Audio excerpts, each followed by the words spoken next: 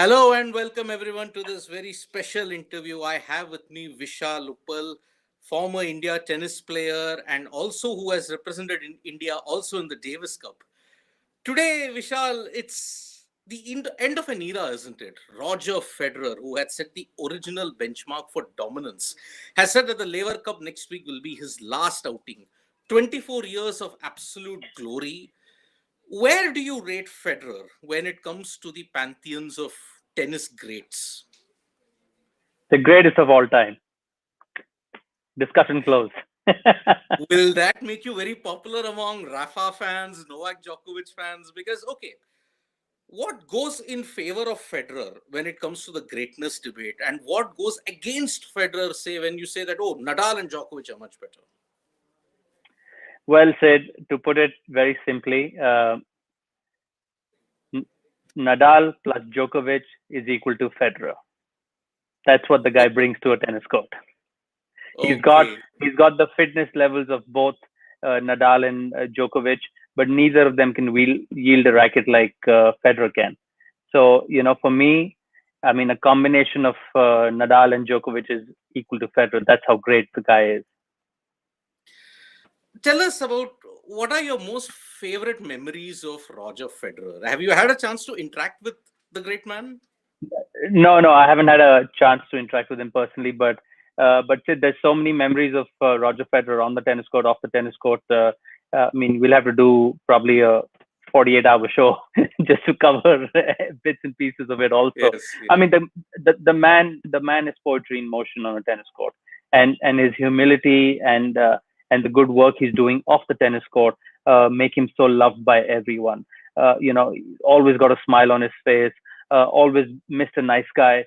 Uh, you know, uh, like I said, you know, uh, Federer had a lot of opponents, but never had an enemy. So that tells you the character of this man. I mean, incredible what he's done for the game of tennis, what he's done for sports in a larger picture. And I think the world of tennis will definitely miss him a lot. But then again, he set the bench so high, the bar so high that the younger generation will now strive to match up to those levels. And we're already seeing he's left his legacy in good hands with the likes of Alcaraz and all showing the grit and determination that they're showing. I think tennis is in a good space. Vishal, what is your first great memory that you have of Roger Federer playing? What is the I know he's given us 1,251 great moments. That's the number of matches that he's won. But what is your favorite memory of Roger Federer? I think him beating Sampras at Wimbledon, that really announced the arrival of Roger Federer on the big stage for because Sampras was invincible literally at Wimbledon, and just the way Federer took him down, you knew someone special had really come to the fore, and I think that is one match that really strikes you when you think of where Federer came from. And if you go back into his journey, he was this bratty 12, 13, 14-year-old player who evolved into such a mature human being. And I think in one of his interviews he did say that a big reason for that was the passing away of his one of his coaches when he was a kid. And that's the human impact he had, uh, and and the humility with which he said that his only ambition in life was to reach the potential that coach of his dreamt or saw in Roger Federer. So I think there's so many great moments with Federer on the court. Of course, him beating Federer, but off the court also. Just him being such a humble guy. Now, Federer versus Nadal, Federer versus Djokovic, those three individuals in this 2 decade period have won 64 Grand Slams in total. Do you think that tennis will see and even do you think this sport will ever see such a high level of brilliance? Because these three, Federer set the original benchmark. Nadal and Djokovic played catch up. They've gone ahead of him. But then these three players putting on such a great show. Do you think this era will ever come back in tennis? Well, no era ever comes back in tennis, but we are seeing brilliance on the tennis court even now. I mean, the U.S. Open was so exciting to watch. The young talent, the Alcaraz, and all these guys were so exciting. I think what will differentiate these guys from probably, or to better answer your question, I don't think an era will be so consistent with three guys. I don't see the future generations so consistently winning the number of Grand Slams that these three guys have won. I think. Uh,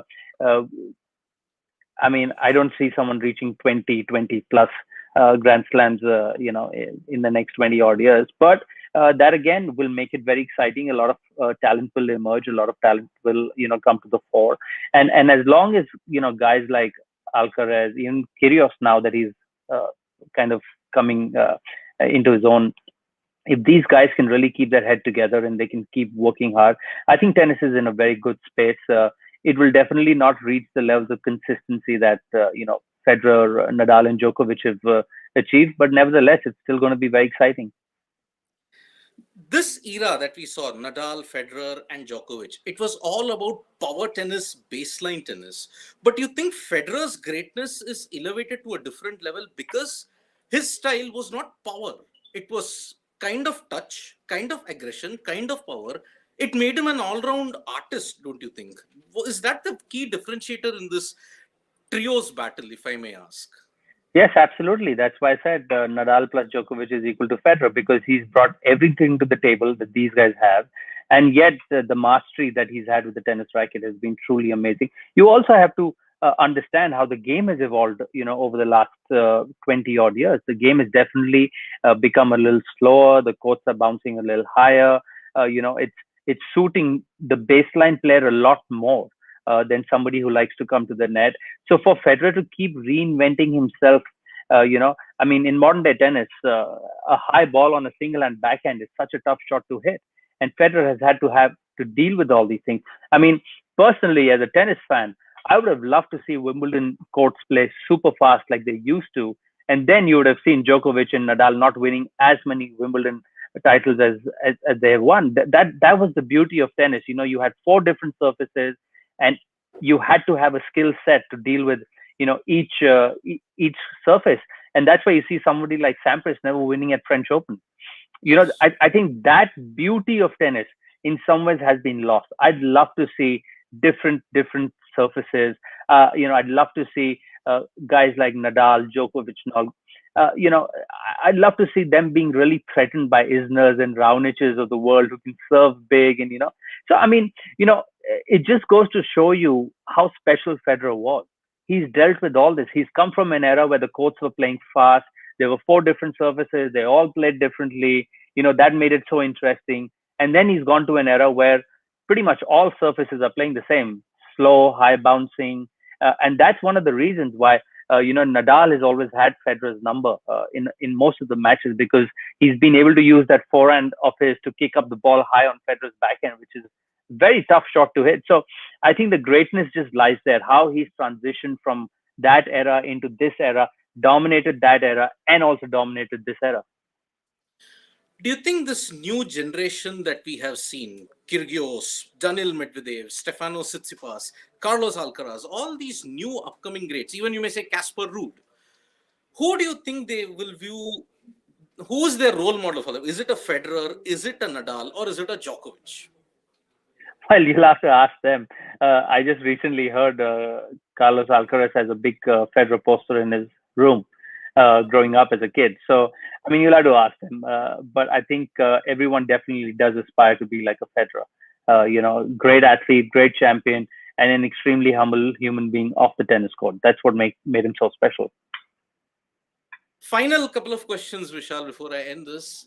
Do you think these last 3-4 years, because of the injuries, because of his inability to participate in a lot of Grand Slams, plus when you look at the age factor, somewhere for Federer fans, would they have wished that he produces one last miracle like how Jimmy Connors did in the US Open? Or do you think because of the injuries and because of lack of appearances, do you think his last 3-4 years might tarnish his legacy slightly or no? No, no, not at all. I mean, tennis is a brutal sport, Yeah, it is. and the fact that he's lasted till 41, 40 odd years of age is truly incredible. We don't realize how brutal this sport is physically. Um, and and I think if anything else, people will appreciate what this guy has done that much more. He's entertained us for what 25 odd years with sublime tennis. He stayed healthy pretty much his entire career. It's only when age is catching up is when he started, getting injured. And as a Federer fan, I would never want him to retire, but I know he has to. I mean, yeah, it's a sad day, but I think his legacy, what he's done for the sport of tennis will live on for many, many, many decades to come. Okay, so yes, it is indeed a very, very sad day for Federer fans and for the world of tennis, because we have lost one of the greatest benchmarks in tennis. 21st to 20 Grand Slams, 2,251 wins, 103 ATP titles, the first in the trio of Nadal and Djokovic to complete the career Grand Slam, if I may add. So, Vishal, thank you so much for your time. And yes, commiserations for a Federer fan. FYI, I'm a Nadal fan. So, that is the thing. But So yes, thank you, Roger Federer, for making tennis such a brilliant sport to watch, indeed, isn't it? yes, yes. I mean, we can't thank him enough for what he's done for the world of tennis. And yeah, Sid, it's a very sad day for me as a Federer fan, but I'm sure you're pretty pretty much enjoying it being a Nadal fan. That at least one is out of the No, way. no, no. See, Federer was an artist, and we all love to see artists on the court.